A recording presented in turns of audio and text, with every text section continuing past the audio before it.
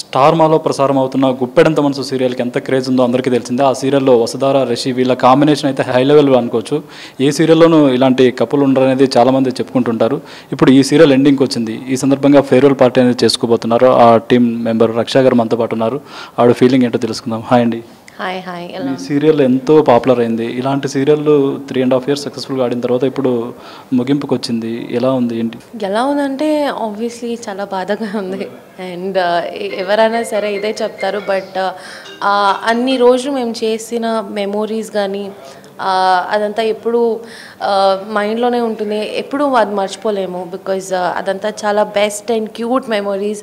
Because అందరూ చాలా కలిసి ఫ్రెండ్స్ లాగా, మోర్ దెన్ ఫ్రెండ్స్, ఫ్యామిలీ లాగా ఉండిపోయాము. బికాజ్ నేను బెంగళూరు నుంచి వస్తాను.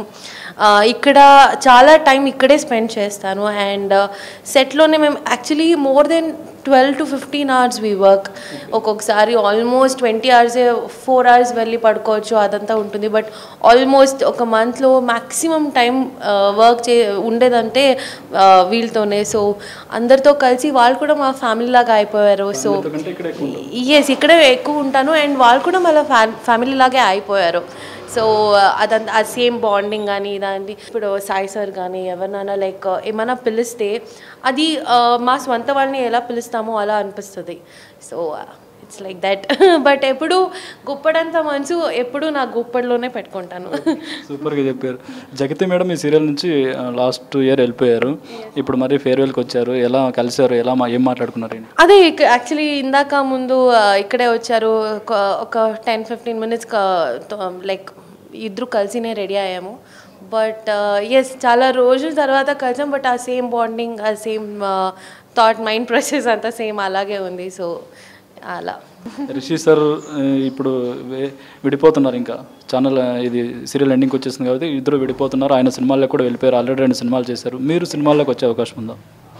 ఉంటే చెప్తాను. అంటే ఆపర్చునిటీస్ ఏమైనా వచ్చాయా ఇప్పటివరకు? కథలు ఏమైనా విన్నారా? ఎస్ వచ్చింది, అదంతా అయింది. బట్ ఇప్పుడే నేను రివీల్ చేయడానికి ఇష్టం లేదు, చూద్దాం. అంటే ఇందాక నేను రిషి గారిని ఇంటర్వ్యూ చేసినప్పుడు మీ సినిమాల్లో అంటే మీరిద్దరు పేరుగా కనిపిస్తే బాగుంటుంది కదా అని అడిగితే ఆయన కూడా హ్యాపీగా ఫీల్ అయ్యారు. మీరు ఎలా ఫీల్ అవుతారు?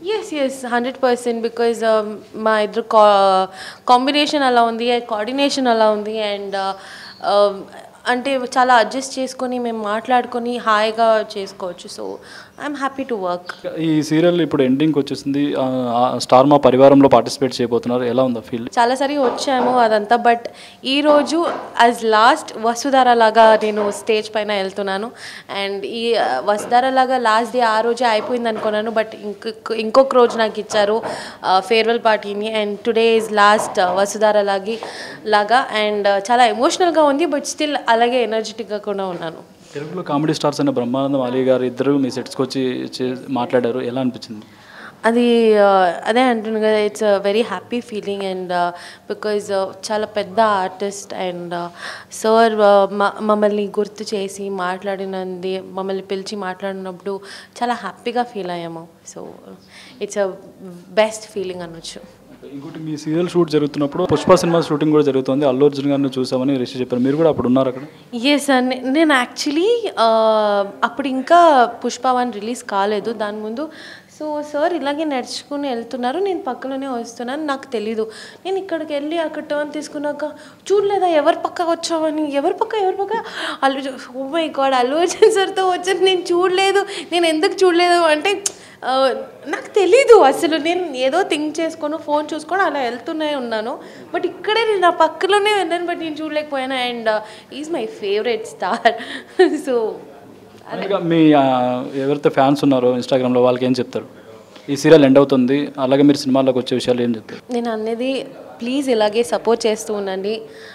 నేను మిమ్మల్ని ఇలాగే ఎంటర్టైన్ చేస్తూనే ఉంటాను. Thank you for all your love and support. Wish all the best.